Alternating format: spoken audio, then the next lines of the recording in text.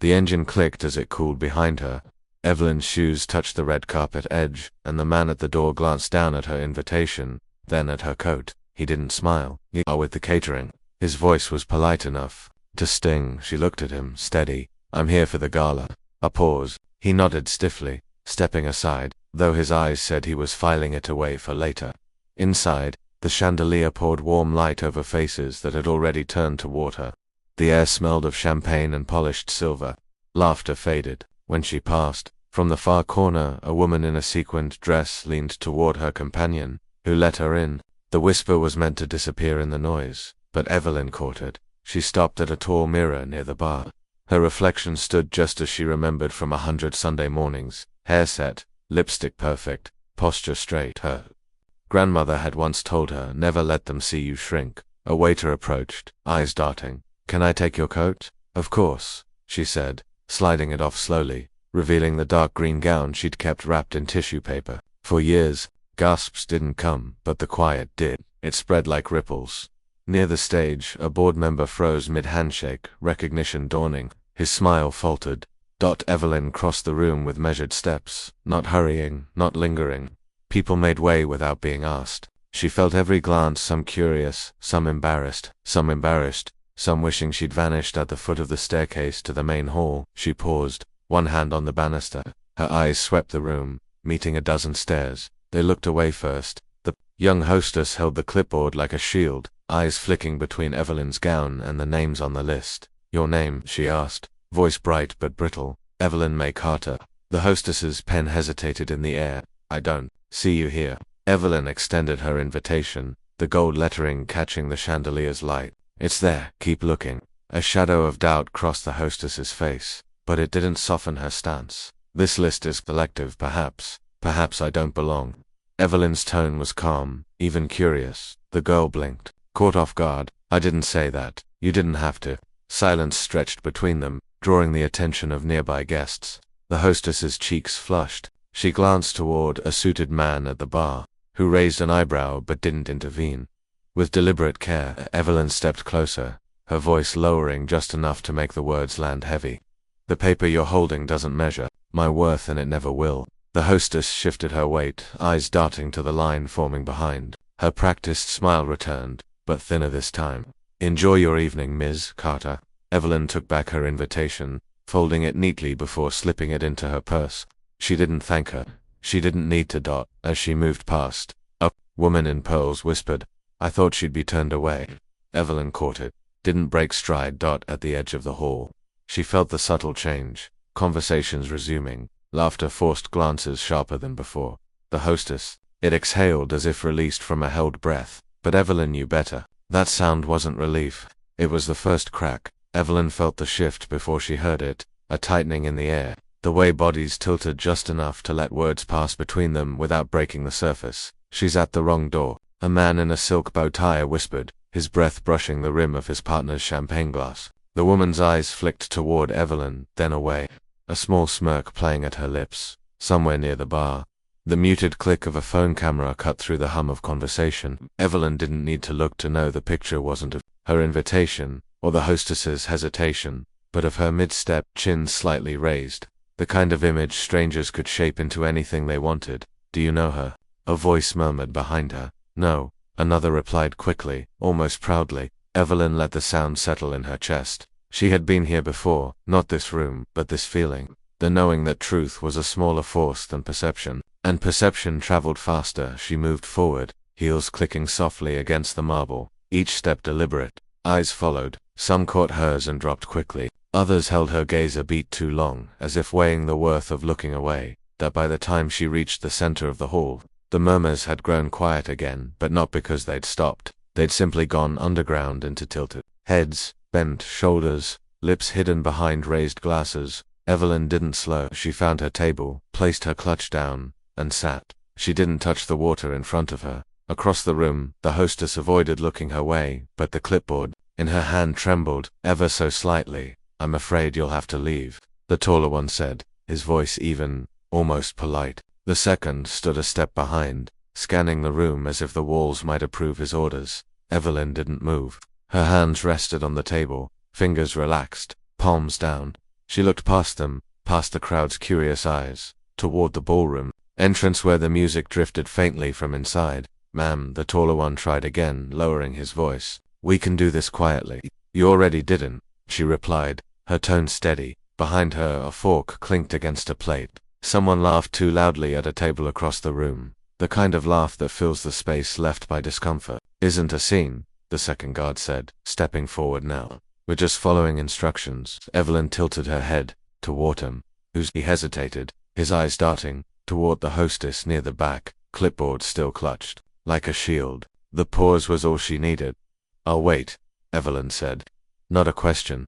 The taller guard's jaw tightened. "We can walk you out, or you can let me take the seat I was invited to." Silence stretched between them, thick as the carpet underfoot. The taller one shifted his weight, glancing at the tables where people now pretended to check their phones. Finally, the second guard stepped back, his gaze dropping to the floor. The taller one stayed a moment longer, then followed. Evelyn didn't smile. She didn't touch her glass. She just breathed, slow and measured, her eyes still on the ballroom doors, as though she'd been there all along, and nothing had moved. The room stilled, as if someone had lowered the volume on everything except her voice.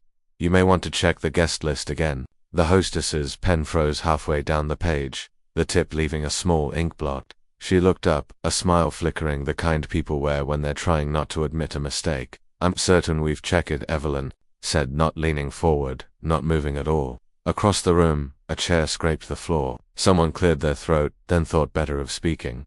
The hostess's fingers twitched over the clipboard. She turned a page, scanning, pretending she wasn't pretending. "Perhaps there's been a mix-up." Evelyn kept her gaze on her. "Or perhaps you didn't look." A man in a navy suit shifted behind the hostess, whispering something low for Evelyn to hear. The hostess didn't respond. Her eyes stayed fixed on the list, her smile thinning with each silent second. Finally, her pen landed on a name. The pause after was heavy enough to make two nearby guests glance up. "There you are," the hostess said, her voice almost warm now, "almost right here." Evelyn didn't move her hands from the table. "I've been here the whole time." The hostess's cheeks flushed faintly, but she nodded as if agreeing with something unspoken. "Of course, my mistake." A murmur rippled in the background, not loud enough to be conversation, but enough to feel like a tide turning. Evelyn leaned back slightly, the faintest release of breath leaving her lips. Not victory, not relief, just the confirmation of what she already knew. The hostess stepped aside, her clipboard suddenly weightless in her hands.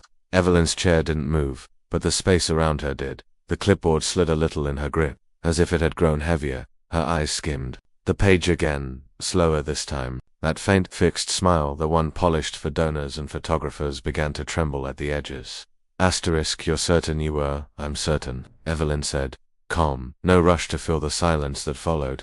The hostess glanced toward the side table where a cluster of board members stood pretending not to listen. One of them took a sudden interest in his cufflinks. Another looked at the floor. Evelyn could feel it, the air getting dense, the audience shifting without moving a muscle. No one had decided anything out loud, but a decision was being made. Hostess cleared her throat. Of course, you're here. You sound like you're trying to convince yourself," Evelyn replied, not unkindly. A flicker, almost imperceptible, passed across the hostess's face. Her smile faltered, just enough for Evelyn to know she'd struck the nerve. From somewhere near the entrance, the faint click of a camera shutter broke the tension. The hostess's eyes darted toward it, then back. She took a slow breath, steadying herself, but the rhythm was off now. The smooth, unbreakable veneer she'd worn all night had a visible seam. Evelyn didn't press further. She didn't have to.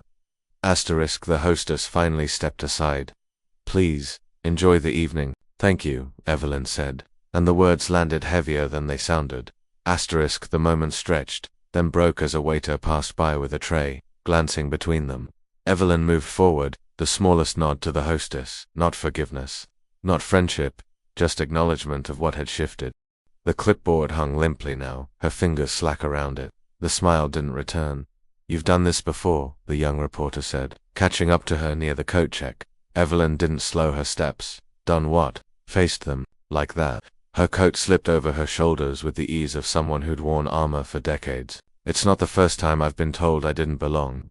The reporter hesitated, then followed. "You made it look easy." Evelyn stopped, turning just enough to meet his eyes. "It's never easy, not once." The words hung between Then she thought of those early days, courtrooms that smelled of mildew and coffee, where judges barely looked up and her clients clutched folded papers like lifelines. No press, no speeches. Just quiet verdicts that meant someone's life wouldn't be erased that day. You win some? He asked, softer now, enough to keep going. Her voice didn't waver, but something behind it was heavier than the moment. From across the room, the hostess, clipboard gone now, pretended to chat with a donor, her laugh too sharp, too brittle. Evelyn didn't need to watch to know that the power had shifted. She could feel it in the way eyes now followed her instead. You think this one will matter? The reporter asked. They all matter, even the ones nobody sees. Her hand found the door handle. For a second, she thought of her grandmother's kitchen table, where battles were measured not in headlines but in whether someone could walk into the grocery store without fear the next day. She stepped out into the night. Cameras don't make justice, she said over her shoulder. People do. The door shut behind her with a quiet finality, leaving the reporter standing in the warm glow, replaying every word. The air outside still clung to her coat as Evelyn stepped back into the hall, drawn by a voice she recognized. She's here, someone whispered, not bothering to lower their tone. By the time she reached the corridor, the board chair was there, suit crisp, smile polite but taut. We didn't expect you tonight, he said. You invited me, Evelyn replied, her voice steady. A pause. We appreciate your contributions. The words landed like an afterthought. You mean the money? She said. His smile flickered. We value all our donors. She let the silence grow until it felt like a weight pressing on them both. Funny, I've never seen my name in the annual report. That's marketing, he offered, as if the word excused erasure from the far end of the corridor.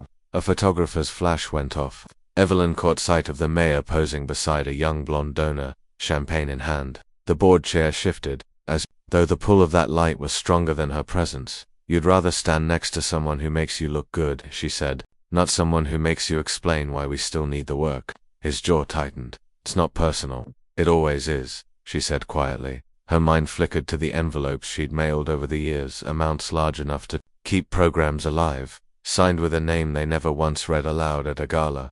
Enjoy the evening, he said, already stepping away. I will, she answered, but her tone carried the kind of calm that UN deserves. As he disappeared into the camera lights, Evelyn turned toward the exit again. Passing guests who now met her gaze and didn't look away. Evelyn remembered that meeting as if the air itself had been taking notes. She'd been seated near the end of the long mahogany table, a check folded neatly in her bag. We need more big donors, the chairman had said, pen tapping against his notepad. Just the right kind of donors, another added, leaning back like it was a harmless joke. The room laughed, not loud, just enough to make it feel practiced. Evelyn's hands had stayed in her lap, fingers pressed together so tightly her nails left marks. You mean the kind that look good in photos, she said finally. The laughter slowed, thinned. The chairman's eyes had flicked toward her but never quite met them. We're talking about branding, he replied, as though the word could scrub the bias out of his tone. Branding, she repeated. So my money's fine, my face isn't. A woman across the table shifted in her seat, glancing at the door like she might step out for coffee. No one spoke. That's not what we said, the second man offered, his voice tightening. But it's what you meant, Evelyn said. The silence that followed was thick, but not heavy enough to break their pattern. A motion passed. The meeting moved on. She'd signed the check anyway, not for them, but for the programs that would die without it. Years later, standing in that corridor outside the gala, she realized that moment had been the velvet rope, not the one the guests saw, but the one strung invisibly through rooms like that. And in remembering it, she also knew they had never expected her to step over it. She already had. The hallway lights outside. The gala flickered faintly, but Evelyn's focus wasn't on them.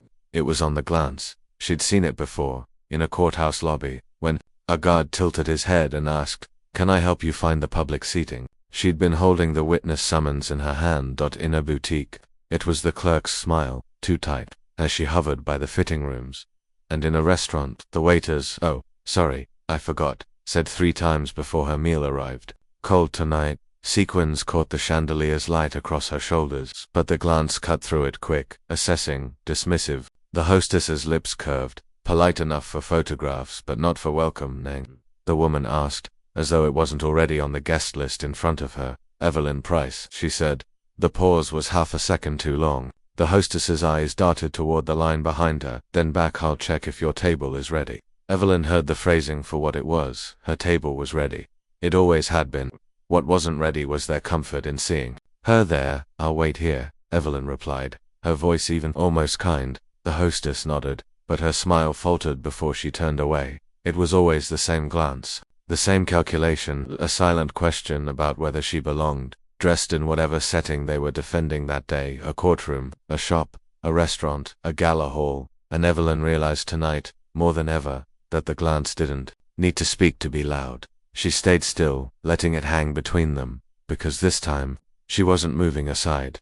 A man in a navy suit waved her toward the stage. "They're about to start the group shot," he said, his tone brisk. "Practice." Evelyn followed her sequence, catching the light again, but the air around her felt heavier than before. The flashbulbs went off in rhythmic bursts, the same wide smiles, the same polished posture. "Everyone squeeze in," the photographer called. She stood at the edge, watching the board members arrange themselves with an ease she'd never been invited to share. The chairman leaned toward a child holding a donated backpack, his grin so wide it seemed almost painful.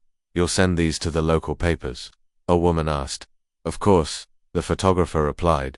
Evelyn remembered. Another night, no photographers, no lights. The program in a West Side gym had been cancelled without warning. Parents stood outside, clutching forms that suddenly meant nothing. She looked at the same woman now, who was laughing softly between camera clicks. "Funny," Evelyn said under her breath, "how there's never a camera when the lights go out." The woman glanced at her, smile fixed, not answering. "All right, one more," the photographer said. Evelyn didn't move closer. She stayed just out of frame. The chairman noticed. "Don't you want to be in this one?" Her voice was calm. "I'll wait for the pictures they take when the room's empty."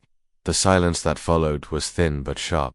The flash went off again, but the grins looked smaller now. Evelyn stepped back toward the darkened hall, thinking of all the smiles she'd seen, the bright ones for headlines, the absent ones when help was truly needed. Some rooms didn't need cameras to remember. Some truths didn't need light to be seen. The hum of small talk wrapped the bar like a thin fog. Glasses clanked, and laughter rose in practiced bursts. Evelyn stood near the end, her water untouched. 2 stools down, a woman with a champagne flute leaned toward a reporter. "You should have seen the scene at the door," she murmured, words slow and deliberate. The reporter paused mid-sip. "What scene?" "Oh, you know." The woman glanced over her shoulder, catching Evelyn in her periphery. "Certain guests being reminded of their place." The reporter's brow furrowed. "Ah, true." The woman shrugged, smiling as if it were harmless. "Ask around." People saw. Evelyn didn't turn, but every word slid in sharp. She could feel the shift, tiny but real, the way nearby conversations faltered, the way glances darted between her and the woman. "You're talking about her?" the reporter asked quietly. "Not just her," the woman replied. "The way they treat anyone they don't think belongs." The bartender polished a glass longer than necessary, listening without looking. A man at the far end stopped mid-laugh, attention snagged. Evelyn finally turned, her voice even. "Funny how the truth sounds louder when it's whispered." The woman froze for half a beat, then chuckled like it was all a misunderstanding. "Oh, I didn't mean you did," Evelyn said, cutting gently, her tone stripped of heat. The reporter watched, pen tapping against the bar. "Maybe that's a story," he said, "not to anyone in particular." The laughter in the room dimmed. The music felt quieter. People leaned in without meaning to. Evelyn lifted her glass, taking a slow sip. She didn't need to say more. The shift had already begun, and everyone knew it. The cold air outside carried the muffled hum from inside. The security guard shifted his weight, eyes fixed on the clipboard. "I think she's on the VIP list," he said quietly, his voice carrying just enough to reach the hostess. She didn't look up, her pen scratching at a line that didn't need fixing. "You hear me?" he asked, softer this time. "I heard," she replied, still writing. The pause between them stretched. He glanced toward the glass doors, where Evelyn's reflection stood faint against the glow of the bar. "She shouldn't have been stopped like that," he said. His tone wasn't defiant, just unsettled. The hostess finally met his gaze, a quick, warning look. "Don't get involved, Marcus." "Too late," he murmured. Her lips pressed thin. "You want to keep your job, you let it go. I'm not the one who made a scene." He adjusted his jacket, as if trying to straighten his own conscience. From inside, a burst of laughter spilled out as the door opened briefly, then shut again, leaving them in the chill. "You think this will just blow over?" he asked. "It always does," she said. though the words sounded less certain than she wanted. He looked away, watching the streetlight flicker on the pavement. Not this time. Her hand froze mid-note. Why not? Because people are talking, he said, eyes lifting toward the bar's windows, and some of them aren't looking away anymore. The hostess exhaled, turning back to her list. Then you didn't hear it from me. Marcus didn't answer. He just stood there, the weight of the truth hanging between them, heavy enough to bend the night a little out of shape. Marcus stayed by the door longer than usual, the radio at his hip crackling with a call he ignored. Inside, the music thumped low, but it didn't cover the way people were glancing quick, nervous, pretending not to watch. At the hostess stand, her pen hovered over the clipboard. You should check the east side, she murmured, eyes fixed. Ahead. I'm fine here, Marcus said. His voice was calm, but it held something heavier now. 2 servers passed, whispering just enough for the syllables to float back toward them. Neither Marcus nor the hostess moved, but both heard. They're not saying your name, Marcus said, but they mean you. She exhaled slowly.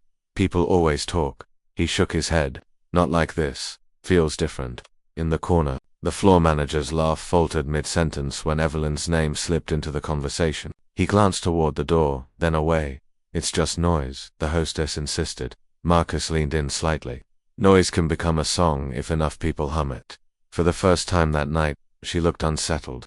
Her eyes darted toward the bar, then back to the list in front of her. You're making more of this than it is, she said, but her voice carried no conviction. I've been here long enough to know, Marcus replied. Cracks start small, you don't hear them, you feel them. A gust of wind rattled the glass doors as a group entered, their smiles dimming when they sensed the shift in the air. Conversations dropped a notch, replaced by that charged kind of silence that listens to itself. Marcus stepped back, scanning the room. Gate's not broken yet, he said under his breath, but it's leaning. The hostess didn't answer. She couldn't. The director's lips trembled around the syllables, as if saying her name might cost him something. Forks stilled mid-air. A champagne flute was set down too hard, the clink too sharp for such a careful room. Evelyn, he began again, voice barely holding. She didn't move closer, just straightened her back. I've been here, she said evenly, waiting for someone to believe I belong. It wasn't a shout, it wasn't even forceful. But the words traveled, settling over the crowd like a cold draft no one could ignore. A woman near the front lowered her eyes, pretending to check her phone. A man beside her shifted, his laughter from seconds ago swallowed into an awkward cough. The director glanced at the board members. None met his gaze. Even the ones who had once defended the hostess now studied their napkins. Evelyn could feel it, the air folding in on itself. Not quite shame, not yet courage, but a collective awareness nobody could rewind. I think, she added softly, this is the part where you stop looking at me like I'm visiting my own house. The director's mouth opened, closed, then pressed into a thin line. He cleared his throat. We appreciate your contributions. She almost smiled. A murmur rippled through the tables. Not loud, not brave, just enough to make him flinch. Evelyn let the pause stretch, let them sit in the weight of it. Her grandmother's voice echoed in her head. Dignity is louder than anger. She felt every eye that wouldn't meet hers. When the band struck up again, the notes sounded thin, like they were playing in the wrong room. She walked back to her seat, leaving the silence behind her to do the rest. The clip was barely 12 seconds, her voice steady, his hesitation obvious, the silence afterward impossible to misinterpret. Someone had posted it before the champagne even touched the first glass. By the time she reached the lobby, 3 people stood near the coat check, heads bent over glowing screens. One looked up, met her eyes, and quickly turned away. Inside, the music played, but it was thinner now, each note swallowed by the hum of private conversations. Evelyn, a board member, called softly, half a smile on his face. Quite a moment out there. Moment, she asked, stopping short. He shifted, glancing at the phone in his hand. You've made an impression. I didn't come here to be content, she said. A woman at the next table whispered something to her companion, who laughed once, abruptly cutting himself off when Evelyn's gaze met his. From somewhere in the crowd, someone murmured, that's her. Not loud, not meant for her ears, but it traveled anyway. She took a step toward her seat, and the conversations dipped again. The hostess, now pale and stiff, pretended to adjust the silverware. Evelyn sat, folding her hands in her lap. The phone, on the table beside her, lit up with a notification she didn't check. She could feel the story moving without her now, spreading faster than any introduction the director could make. Someone at another table raised their glass in her direction, not a toast. More like an acknowledgement they couldn't avoid. She didn't return the gesture. Instead, she let the weight of the room settle, knowing each ping of a phone meant her words had already left this place and weren't coming back. A fork clinked against a plate somewhere in the back. The sound took sharp in the sudden quiet. Evelyn didn't raise her voice. She didn't need to. Some of you looked at me tonight and saw nothing, she said, her eyes scanning faces that wouldn't meet hers. I hope tomorrow you see the truth. The air tightened. No one moved, at first as if her words had pinned them in place. Then, near the bar, a chair scraped softly. She noticed the hostess's absence before anyone else, the spot where she had been standing now bare.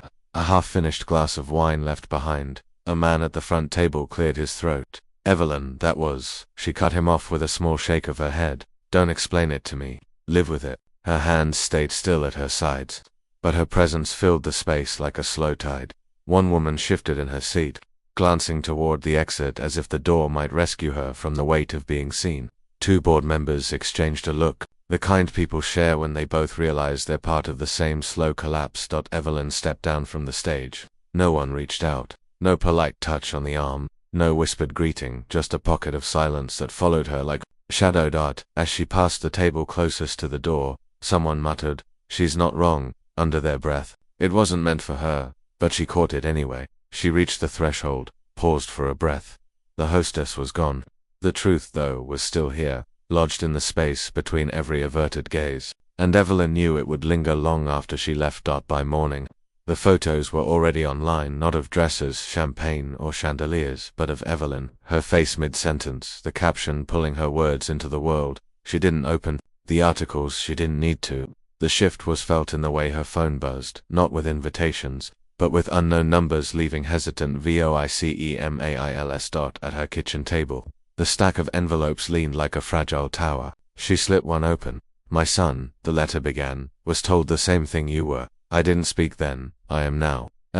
She read every word. By the fifth letter, her tea had gone cold. Her neighbor knocked, holding out the morning paper. "You're on page 1. Evelyn glanced, then folded it without comment. "Thank you," she said, voice even, but her chest felt heavy, not with shame, but with the weight of being heard at last. Across the city, the charity's social feed was quiet. The polished posts paused. A whisper of sponsors withdrawing spread without needing confirmation. By evening, another letter came, this one handwritten in uneven ink. "They made me serve from the back door," it read. "I was 16, I never forgot." Evelyn set it down gently, as if touching it too roughly might break the person who sent it. Her phone rang again. She let it. The headlines, the calls, the withdrawals, they weren't the victory. The victory was in the voices that had been waiting for someone to go first. And in that kitchen, with only the hum of the refrigerator and the quiet pile of stories no longer buried, Evelyn knew this wasn't the end of what she started. The Gala lights